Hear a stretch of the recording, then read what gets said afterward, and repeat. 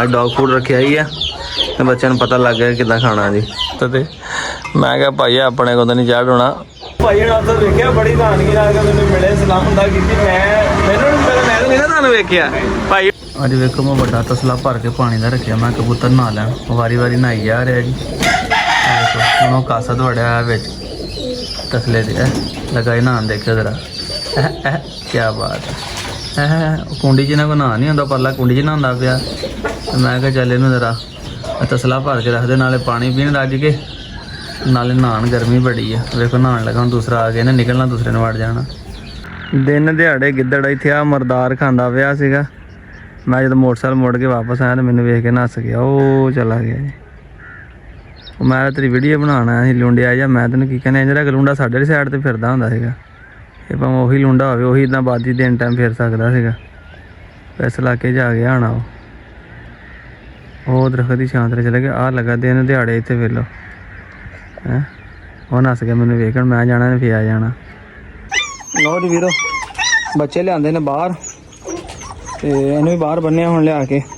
ਬੱਚੇ ਰਾਤ ਵੀ ਬਾਹਰ ਰੱਖੇ ਸੀ ਤੇ ਸਵੇਰ ਕੀਤੇ ਅੰਦਰ। ਹਾਂ ਥੱਲੇ ਪਟਸਨ ਦੀ ਬੋਰੀ ਗਿੱਲੀ ਕਰਕੇ ਅੱਛੇ ਤਰੀਕੇ ਨਾਲ ਬੱਚੇ ਹੁਣ ਛੱਡਿਆਂ ਦੇ ਵਿੱਚ, ਤਾਂ ਕਿ ਗਿੱਲੀ ਜਗ੍ਹਾ ਤੇ ਅੰਦਰ ਗਰਮੀ ਬੜੀ ਹੈ, ਇੱਥੇ ਸਕੂਨ ਦੇ ਨਾਲ ਰਹਿਣਗੇ। ਕਿਆ ਬਾਕਸ ਮੈਂ ਬਾਹਰ ਹੀ ਰੱਖ ਲਿਆ, ਇਹਦੇ ਨਾਲ ਦੇ ਬਾਕਸ ਅੰਦਰ ਆ। ਇਹਨਾਂ ਨੇ ਵੀ ਮਹਿਸੂਸ ਹੁੰਦਾ ਕਿ ਅਸੀਂ ਪਰਾਈ ਜਗ੍ਹਾ ਤੇ ਆਏ, ਆਪਣੇ ਬਾਕਸ ਅੰਦਰ ਘੁੰਮਦੇ ਰਹਿੰਦੇ ਆ।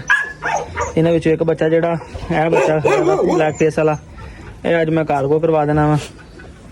ਬਾਕੀ ਜ਼ਰਾ ਇਹ ਮੌਜ ਮਾਰ ਲੈਣ ਜ਼ਰਾ ਇੱਥੇ ਠੰਡੀ ਥਾਂ 'ਤੇ, ਇੱਥੇ ਬਹਿ ਕੇ ਆਰਾਮ ਨਾਲ। ਅੰਦਰ ਗਰਮੀ ਸੀਗੀ।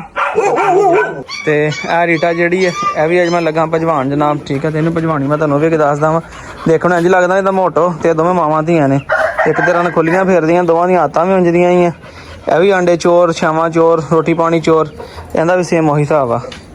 ਅੱਛਾ ਇਹਨਾਂ ਤਿੰਨਾਂ ਦਾ ਤੁਹਾਨੂੰ ਪਤਾ ਹੀ ਹੈ ਕਿ ਫਾਦਰ ਜਿਹੜਾ ਇੱਕੋ ਹੀ, ਇਹਦਾ ਵੀ ਜ਼ੋਰੋ ਤੇ ਇਹਨਾਂ ਦਾ ਵੀ ਜ਼ੋਰੋ, ਦੋਨੋਂ ਬੱਚੇ ਨੇ, ਠੀਕ ਹੈ। ਤੇ ਇਹ ਦੋਵੇਂ ਨਰ ਵਾ, ਉਹ ਮਾਦੀ ਹੈ ਜਿਹੜੀ ਆ।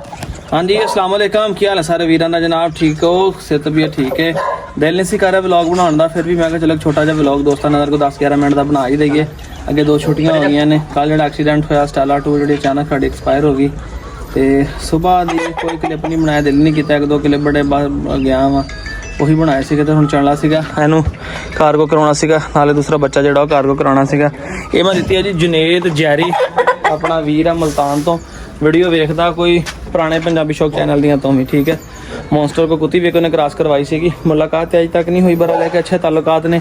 ਉਹਨੇ ਕਿਹਾ ਸਲਾਨ ਭਾਈ ਤੁਸੀਂ ਮੈਨੂੰ ਦੇ ਦਿਓ, ਠੀਕ ਹੈ, ਮੈਂ ਇਹਦੀ ਅੱਛੀ ਕੇਅਰ ਕਰਾਂਗਾ ਜਨਾਬ, ਤੁਹਾਨੂੰ ਅੱਛੇ ਤਰੀਕੇ ਨਾਲ ਪਾਲ ਕੇ ਦਿਖਾਵਾਂਗਾ। ਤੁਹਾਡਾ ਮੇਰਾ ਇੰਨੇ ਤਰੀਕੇ ਨਾਲ ਰਾਬਤਾ ਵੀ ਆ।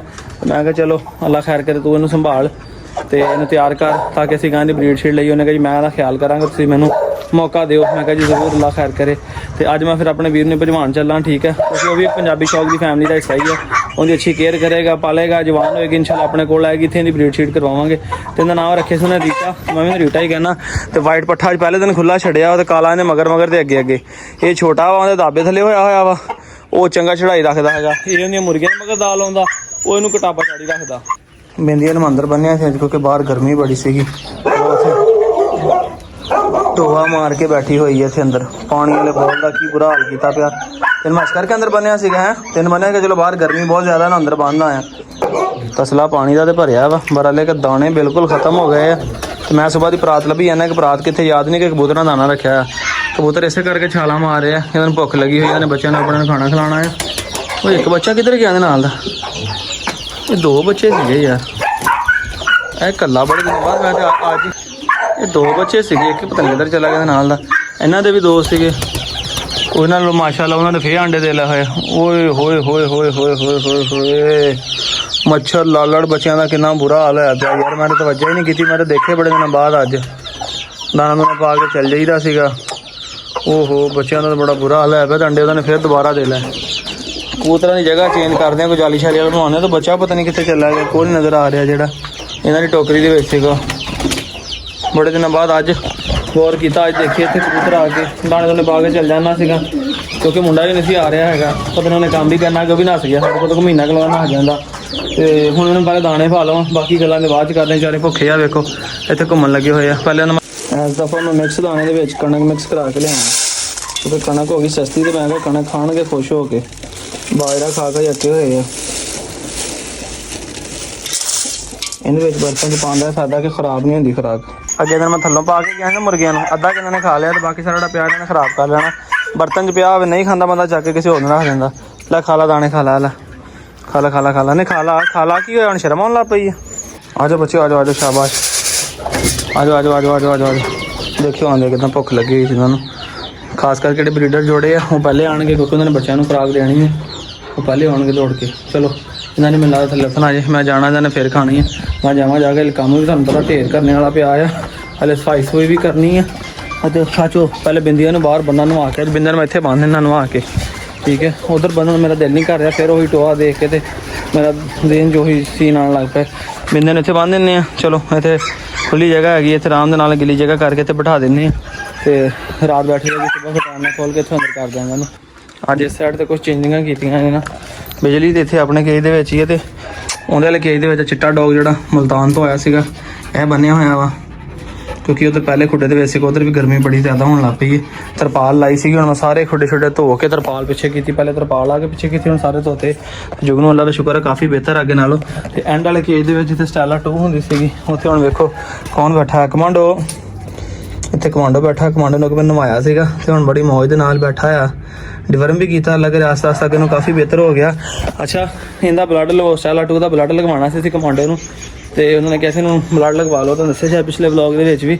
ਤੇ ਇਹਨੇ ਬਲੱਡ ਵਿਚਾਰੀ ਦਾ ਕੀ ਲੱਗਣਾ ਸੀ, ਆਪ ਅੱਲਾ ਨੂੰ ਪਿਆਰੀ ਹੋ ਗਈ। ਦੋਸਤੋ ਚਲੀਏ ਫਿਰ ਬੱਸ ਸਟੈਂਡ ਦੀ ਤਰਫ ਕੁਛ ਕੰਮ ਨਿਬੇੜ ਲਈਏ ਤੇ ਬੱਚੇ ਅੱਜ ਕਾਰਗੋ ਕਰਵਾ ਕੇ ਜਿਹੜੇ ਜਾਣਾ ਉਹਨਾਂ ਨੇ ਪਹੁੰਚਾਈਏ, ਕਿਉਂਕਿ ਜਿੰਨੀ ਗਰਮੀ ਪੈ ਰਹੀ, ਜਿੰਨੇ ਜਾਨਵਰ ਘੱਟ ਹੋਣਗੇ ਸੰਭਾਲਣੇ ਵੀ ਸੌਖੇ ਹੋਣਗੇ।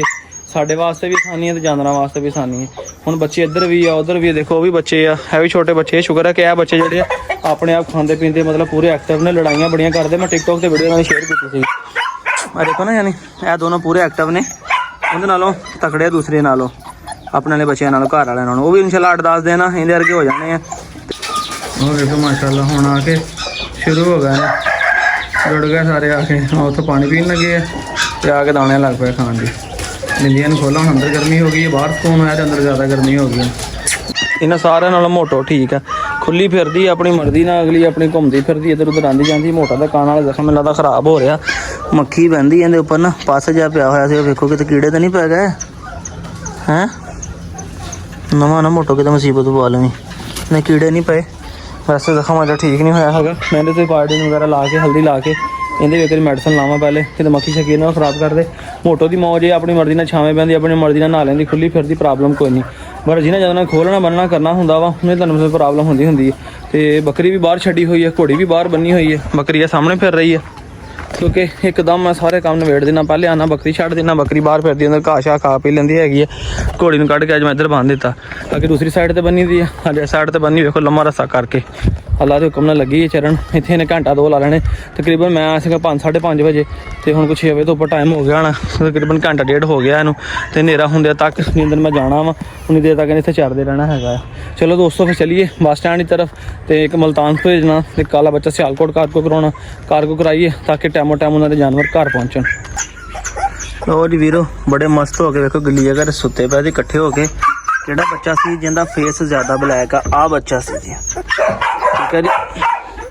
ਇਹ ਬੱਚਾ ਸੀ ਜਿਹਦਾ ਫੇਸ ਜ਼ਿਆਦਾ ਬਲੈਕ ਆ, ਇਹ ਸੇਲ ਹੋ ਗਿਆ ਜੀ, ਠੀਕ ਹੈ। ਚੱਲਾ ਜਾ ਜੀ ਸਿਆਲਕੋਟ। ਲੈ ਵੀ ਸੋਹਣਿਆ, ਤੇਰਾ ਸਾਡਾ ਸਫ਼ਰ ਇੱਥੇ ਤੱਕ ਹੀ ਸੀਗਾ, ਠੀਕ ਹੈ। ਤੇਰਾ ਸਾਡੇ ਕੋਲ ਰਿਜ਼ਕ ਕਿੰਨਾ ਹੀ ਲਿਖਿਆ ਸੀਗਾ, ਤੇ ਅਲਵਿਦਾ ਕਹਿ ਲਾ ਆਪਦੀ ਮਾਂ ਨੂੰ ਵੀ ਇੱਕ ਵਾਰੀ। ਅੱਛਾ ਵੀ ਕਾਣੀ ਜੀ, ਚੱਲਾ ਜੀ ਤੇਰਾ ਇੱਕ ਪੁੱਤਰ ਬਸੇ ਬਹਿ ਕੇ ਸਿਆਲਕੋਟ ਦੀ ਅੰਦਰ ਘਰ ਰੱਖਿਆ ਹੋਇਆ ਵਾ, ਠੀਕ ਹੈ। ਤੇ ਇਹਦੇ ਵਿੱਚ ਰੱਖ ਦਿੱਤਾ ਜੀ ਅੰਦਰ। ਇਹਦੇ ਨਾਲ ਹੀ ਦੂਸਰੀ ਫੀਮੇਲ ਵੀ ਮੈਂ ਐਡ ਕਰਦਾ ਆ, ਰੀਟਾ ਵੀ, ਤਾਂ ਕਿ ਇਕੱਠੇ ਚੱਲ ਜਾਣ।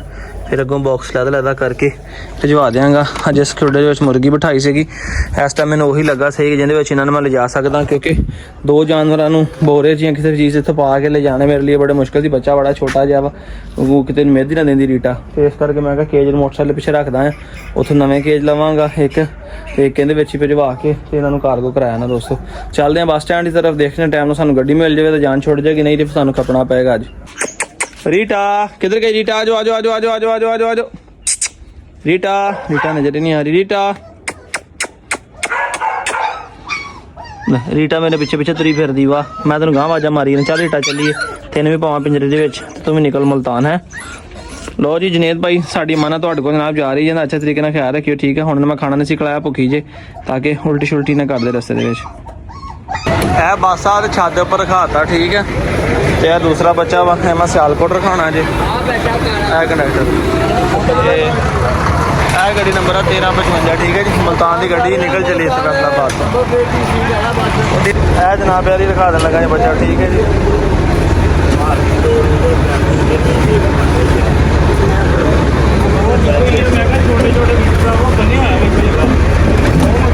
ਠੀਕ ਹੈ ਜੀ ਇਹ ਰਖਾਤਾ ਜੀ ਗੱਡੀ ਦੇ ਵਿੱਚ।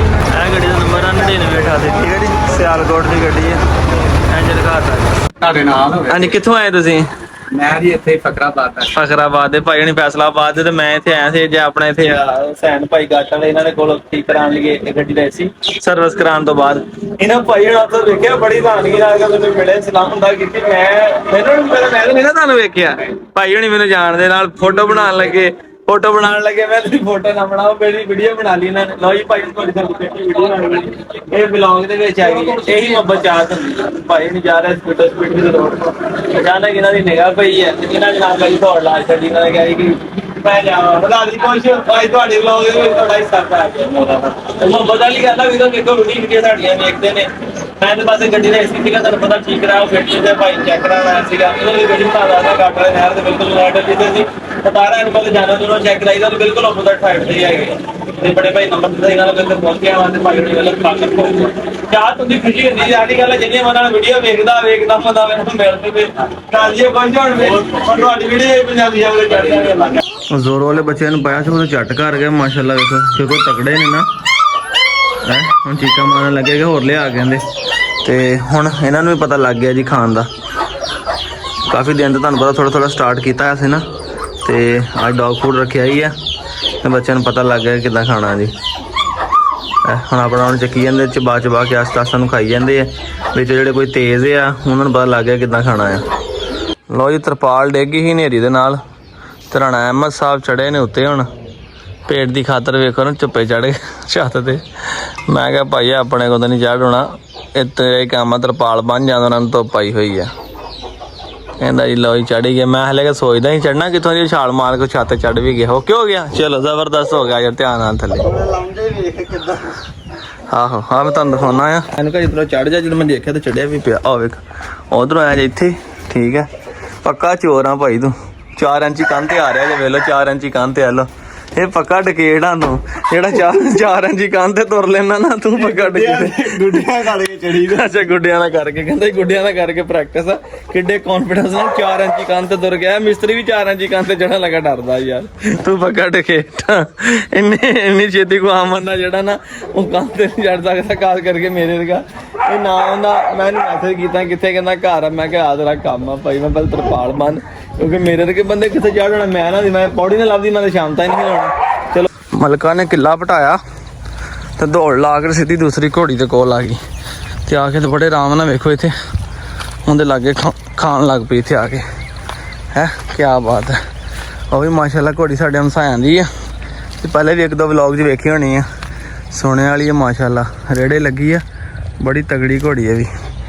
ਜਾਨਵਰ ਵੇਲੋਂ ਵੇਖੇ ਹੱਸ ਕੇ ਉਹਨੇ ਆਪਣੇ ਨਾਲ ਦੇ ਨੂੰ ਵੇਖਿਆ ਦੌੜ ਕੇ ਉਹਦੇ ਕੋਲ ਆ ਗਈ। ਲੋ ਜੀ ਵੀਰੋ ਬੱਚਿਆਂ ਦੀ ਖੁਰਾਕ ਜਨਾਬ ਭੇਣੇ ਵਾਲੀ ਰਹਿ ਗਈ ਹੈ। ਮੈਂ ਕਿਹਾ ਚਲੋ ਉਹ ਭੇਂ ਕੇ ਤੇ ਵਿਹਲੇ ਹੋਈਏ ਤੇ ਕੰਮ ਨਿਬੇੜੀਏ ਜੀ ਠੀਕ ਹੈ। ਆ ਵੀ ਖੁਰਾਕੇ ਪੈ ਜਾ ਕਤੂਰਿਆਂ ਦਾ ਅੰਦਰ ਬੜਾ ਖੁਸ਼ਕ ਹੋਇਆ ਹੋਇਆ ਜੀ।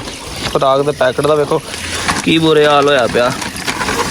ਤੇ ਇਹ ਜੀ ਨਿੱਕਿਆਂ ਨੂੰ ਵੀ ਤੇ ਵੱਡਿਆਂ ਨੂੰ ਵੀ ਥੋੜਿਆਂ ਨੂੰ ਸਾਰਿਆਂ ਨੂੰ ਭੇਂ ਦੇਣੀ। ਵੇਖਿਓ ਫੁੱਲ ਕੇ ਜਦੋਂ ਹੋ ਜਾਣੀ ਤਿਆਰ ਤੇ ਤੁਹਾਨੂੰ ਪਾ ਦੇਣੀ ਹੈ ਜੀ।